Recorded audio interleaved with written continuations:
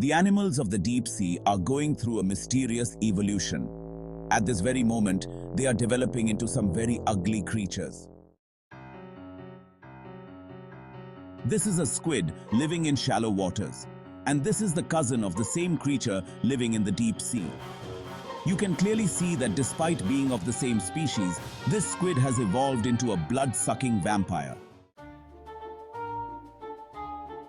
Like this sarcastic fringehead.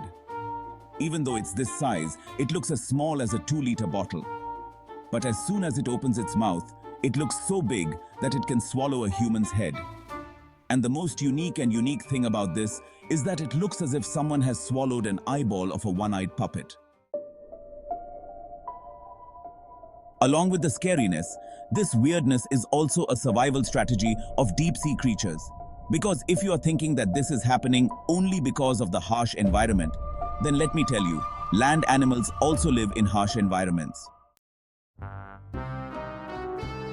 Interestingly, when some researchers were looking for an answer to this, they found a headless chicken floating in deep water, which gave them the answers to all these questions. In fact, in 2018, a group of Australian researchers was searching for fishing spots in the Antarctic deep sea with an underwater camera. Then a researcher saw a headless chicken floating in the water. Now, finding a chicken in the middle of the Antarctic Sea was a very weird thing in itself. On top of that, this hen didn't even have a head. And that's why, by making a fuss, that researcher told his leader, Dirk Welsford, about this hen. First, Dirk didn't believe it. But when he saw it with his own eyes, he was also amazed. Because first, it really looked like a Christmas turkey. And secondly, there was only one opening in its body through which it was breathing, eating, and from there, its digested food was also flowing out. Can you believe that? But what was even weirder was that to keep this two-way opening clean, he had also kept small fishes in this opening, which were eating the leftovers. A crab. Yes, a crab whose only leg is visible in the photo, starting from the chest and ending on its legs. Now, after seeing this crab, like any other human, Doug thought that this would be the largest crab so far. But boy, he was wrong over there. Because the largest crabs of this crab species living in deep water are only as tall as the height of an adult human foot. This was just an average-sized crab. In fact, because they are so big, these crabs can easily swallow a human child. And because of this, after their sightings, people name them Crabzilla. A creature that literally had sharp, pointed teeth around its neck. Now, this creature was developed from a simple eel, in which this transformation came from living in deep water. So, what happened in this particular case of eels? Well, what is the survival strategy of fishes like these in deep water? Look, in shallow waters, eels generate electric currents throughout the body to avoid being caught by the hunter. Whereas in deep water, this species is itself a hunter of eels. And that's why it became more important for them not to get caught by their mouth. And because of this, as a survival trait, they have developed inward-facing teeth up to their neck. But how exactly does this evolution take place? How long does it take? Well, to find answers to these questions, a researcher from MIT, Suzanne Lindquist, conducted a very unique research. Actually, in her research, she took some Mexican tetrafishes. Now specifically, why were these fishes taken? Because according to Suzanne, several million years ago, some Mexican tetrafishes went to live in caves deep in the sea from shallow water. And as soon as they went into the deep water, their eyes disappeared, and they started looking different from their shallow water cousins. Suzanne thought that if she could find the reason behind their adaptation, the cause and effect, then maybe she would find out about the weirdness and scariness of deep-sea creatures. Because she had a doubt that it might be the hand of the HSP90 protein that causes mutation in the genes of animals. And she wanted to verify this. Now for this, she injected some chemicals in the eyes of the cousins living in shallow water and voluntarily manipulated their HSP90 protein. And now, do you know what happened after that? Well, After a few days, she saw that in the next generations of these fishes, some of the eyes were enlarged and some of the eyes disappeared like their deep-sea cousins. Besides, she also saw that the size of the fish's eyes was 83% different.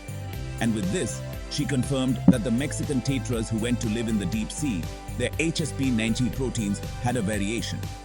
Now, definitely, the next obvious question here was, why? Now, at that time when these fishes evolved, there is no way to know exactly why this happened, except to go back in the time machine. But we can give some possible explanations behind this evolution. For example, there is more darkness in the deep sea, due to which the chances of seeing any fish are less. And in this case, for any fish, more important than the eyes is the turbulence in the water, i.e., to detect movements. And that's why, according to natural selection, these fishes have discarded the eyes and developed the senses that feel the tremors in the water. So when the eyes didn't need so much in the deep sea, then naturally these eyes didn't benefit the survival.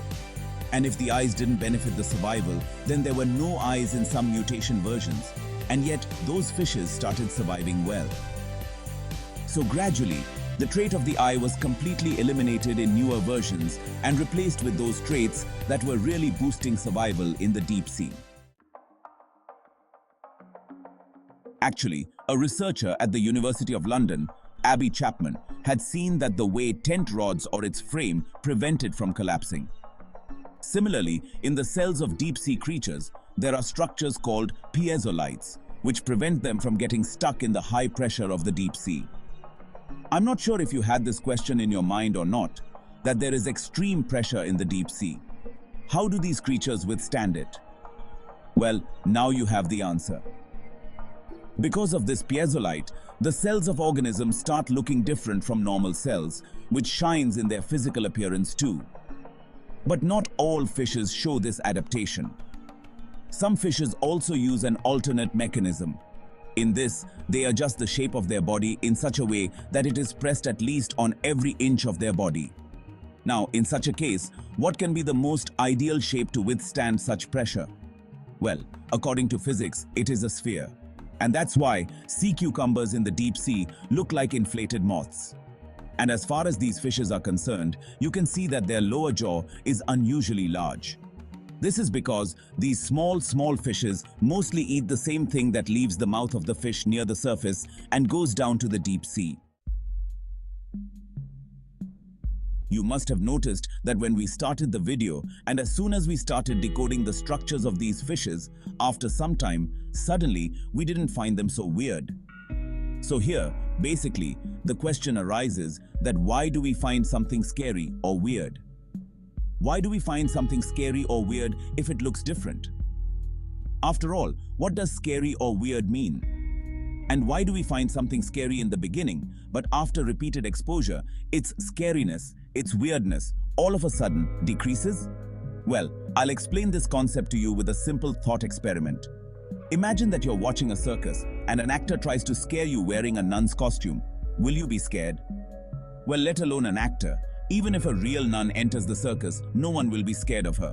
But if you are walking on a deserted road in the dark night and an actor comes in front of you wearing a nun's costume, you will definitely be scared. So now, exactly who has been scared? That nun or the environment? Well, from the environment, because the environment is unknown.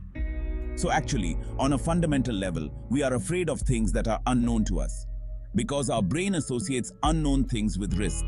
It associates them with being unsafe. And this is actually one of the most fundamental reasons. Because if we talk about the deep sea, then 95% of the deep sea is unexplored. And all the deep sea creatures you see, these creatures don't normally appear here and there. So their exposure to you is very low. And because of this, we see these creatures as aliens, as unknown. And our brain perceives them with fear emotion. So here, basically, fear, scariness. Not from those creatures, but from them being unknown. And in the very fact that they live in an unknown environment, which is 95% unexplored, from here, that fear is created. If their exposure repeated in front of you, like these are seen everywhere in aquariums, then this fear will also be reduced, and after a point, you would just not fear. So hopefully, friends, now you have got the answer to this question, that why do these deep sea creatures seem to scare us? But if you remember, in the creatures that Dirk met, this Crabzilla was much bigger than normal crabs. It is quite massive. So is the creature living in the deep sea making it bigger in massive sizes? Well, that is for a fact. If you got to learn anything new from this video, then do hit the like button. And if you keep getting questions that you don't get answers to, then subscribe to the channel because we will answer those questions for you. See you next time. Till then, as always, keep learning and keep growing. Bye.